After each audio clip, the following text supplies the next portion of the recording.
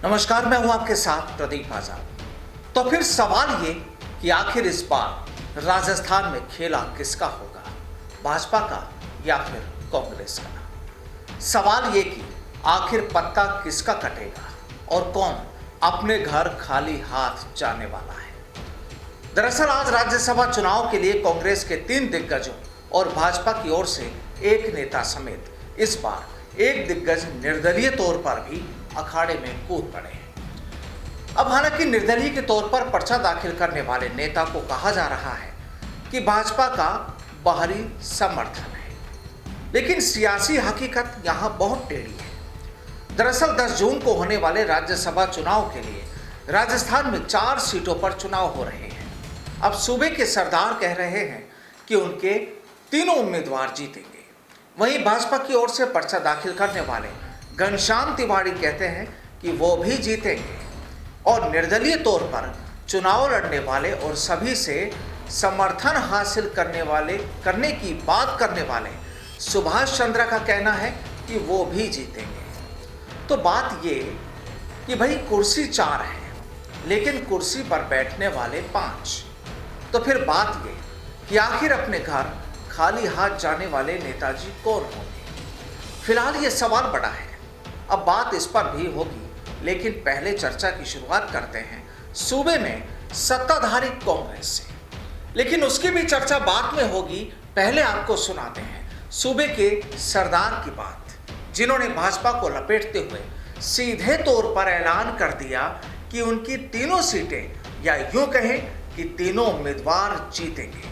पहले सुनिए अशोक गहलोत को, फिर करेंगे आगे की बात। तीनों चुनाव जीतेंगे हमारे उम्मीदवार। पता नहीं बीजेपी ने जो खेल खेला है, ये खेल पहले भी इनका फेल हो चुका है एक बार। मुझे याद है 15 साल पहले भी यही खेल खेला था। इनके खुद के विधायक बीजेपी के साइन करते हैं और इंडिपेंडेंट के नाम से फॉर्म भरवाते हैं। सुबह कहा गया कि बीजेपी उम्मीदवार है दूसरे हमारे, फिर बाद में घबरा करके बदल गए कि नहीं तो इंडिपेंडेंट रहेंगे। ये तो इनकी स्थिति शुरुआत के अंदर ही, तो शुरुआत इनकी ऐसी हुई है। दूसरा, ये जो तरीका इनका है, ये 15 साल पहले भी एक बार ऐसा ही काम किया इन्होंने, साइन कर दिए, उम्मीदवार खड़ा कर दिया। आखिर में रात को 12 बजे इनको ये कहना पड़ा कि हमें उम्मीदवार ने वादा किया था हमसे कि मेरे पास में एक्स्ट्रा वोट है, वोट जुटा नहीं पाए वो, इसलिए हम उनको समर्थन वापस लेते हैं। रात को 12 बजे मिस्टर बक्कड़ था उस वक्त उम्मीदवार, मुझे याद है, तभी इनकी स्थिति ही बनी थी। इस बार भी सुभाष चंद्र जी को खड़ा कर दिया है और इनको पता है कि हमारे पास पूरा वोट नहीं इनके पास में, उसके बावजूद भी ये क्या हॉस्टल नहीं करेंगे यहाँ पर, फिर माहौल खराब करेंगे प्रदेश के अंदर। तो ये कब तक प्रदेश को बिगाड़ना चाहते हैं। जोश, जुनून और उत्साह यहाँ पूरी तरह नजर आता है अशोक गहलोत में। जाहिर है सियासी जादूगर तो है ही, इसमें भी कोई दो राय नहीं। और विधायकों की खरीद फरोख्त को लेकर इन्होंने जो कहा कि जो पहले ही नहीं बिके, जिन्होंने संकट के वक्त भी सरकार बचाने में मदद की, अब तो वो कहाँ जाएंगे। अब देखिए, कांग्रेस के जिन 3 उम्मीदवारों यानी रणदीप सुरजेवाला, मुकुल वासनिक और प्रमोद तिवारी ने आज जब अपना नामांकन दाखिल किया, तो सूबे के तीनों दिग्गज अशोक गहलोत, सचिन पायलट और गोविंद सिंह डोटासरा भी डटे रहे। लेकिन इस सब के बावजूद भी गहलोत अपना पुराना संकट और उसके किरदार को भूले नहीं, जिक्र तो कर ही दिया। कुल मिलाकर गहलोत ने यह तो जता दिया कि उनके पास जीत का पूरा गणित है। तो फिर पड़ोस के हाल कैसे हैं, जरा उस पर भी नजर डाल लेते हैं। दरअसल भाजपा की ओर से घनश्याम तिवारी ने आज अपना पर्चा दाखिल किया और पूर्व सीएम वसुंधरा राजे, नेता प्रतिपक्ष गुलाब चंद कटारिया, राजेंद्र राठौड़ और सतीश पूनिया तिवारी के प्रस्तावक बने। दरअसल यहां तक तो कुछ आराम की कहानी है, लेकिन भाजपा समर्थित उम्मीदवार के रूप में सुभाष चंद्रा का नामांकन अब यहां कई सियासी गणित को बिगाड़ सकता है, क्योंकि उनका कहना है कि चुनाव लड़ने से पहले निर्दलियों से बात की है, पहले बीजेपी के आलाकमान से इजाजत ली, फिर निर्दलियों से बातचीत करके ही चुनाव मैदान में उतरा हूँ। जरा सुनिए कि सुभाष चंद्रा क्या कहते हैं। मैं हरियाणा से राज्यसभा का सदस्य चुनकर गया था। पिछली बार भी मैं भारतीय जनता पार्टी का समर्थित निर्दलीय सदस्य हरियाणा से था। मैंने इस बार खुद स्वयं ये निवेदन किया भारतीय जनता पार्टी के नेतृत्व को और भारतीय जनता पार्टी की राजस्थान के सभी पदाधिकारी और नेतृत्व को कि मुझे अब इस समय में अपने पैतृक और अपनी जन्मभूमि राजस्थान में से चुनाव में भेजें, राज्यसभा का सदस्य बनाएं। तो फतेहपुर शेखावाटी में मेरा अभी भी घर है, परिवार है, मंदिर है जिसमें हम लोग साल में 6 बार जाते आते हैं। तो एक तो पहली बात ये कि राजस्थान से मैं नया नहीं हूँ, और दूसरी आपके माध्यम से भारतीय जनता पार्टी के 30 विधायकों ने तो मुझे समर्थन दिया है, उसके लिए मैं आभारी हूँ।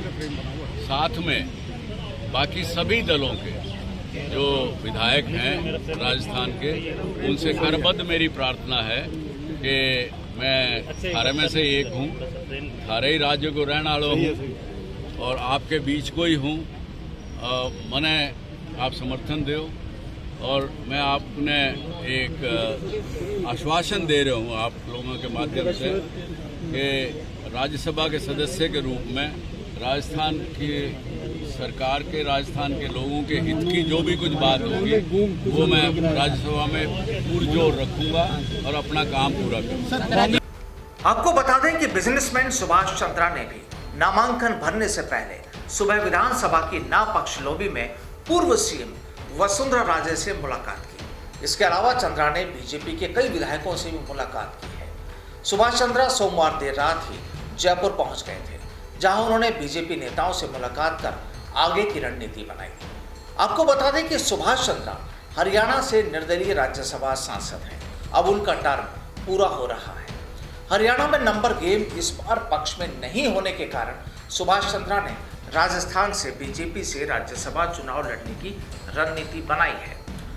अब मौजूदा संख्या बल के हिसाब से बीजेपी एक सीट पर जीत रही है।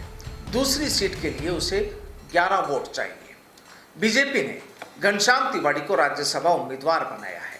सुभाष चंद्रा भी मैदान में हैं। वे कांग्रेस और निर्दलीय विधायकों में तोड़फोड़ करके ही जीत सकते हैं। सीधे तौर पर समीकरण पक्ष में नहीं है।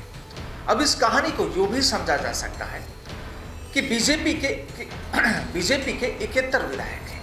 एक सीट जीतने के लिए 41 विधायकों के वोट चाहिए, तो 2 उम्मीदवारों के लिए 82 वोट हो गए। बीजेपी समर्थक दूसरे उम्मीदवार को जीतने के लिए 11 वोट कम पड़ रहे हैं। अगर हनुमान बेनीवाल की पार्टी आरएलपी के 3 विधायकों का सपोर्ट बीजेपी को मिलता है तो कुल संख्या 74 हो जाती है। फिर दूसरे उम्मीदवार के लिए 8 वोटों की कमी रहती है। कांग्रेसी खेमे में शहद लगाकर 8 वोट का प्रबंध करने पर ही बीजेपी समर्थक दूसरा उम्मीदवार जीत सकता है। कांग्रेस के रणनीतिकार कांग्रेस के 108, 13 निर्दलीय, 1 आरएलडी, 2 सीपीएम और 2 बीटीपी विधायकों को मिलाकर 126 विधायकों के समर्थन का दावा कर रहे हैं और इसलिए मुकाबला बहुत रोचक है। और कहा तो ये भी जा रहा है कि कांग्रेसी खेमे से बीजेपी कुछ निर्दलियों और नाराज कांग्रेसी विधायकों में सेंध लगाने के प्रयास में है। तो फिर सवाल ये कि क्या अब 1-2 दिन में फिर किसी 5 स्टार होटल या रिसोर्ट में जश्न का माहौल होगा, जिसे कहते हैं बाड़ाबंदी। सवाल बड़ा है और इसकी तस्वीर भी जल्द ही साफ हो जाएगी, यानी अगले 2 दिनों बाद। नमस्कार।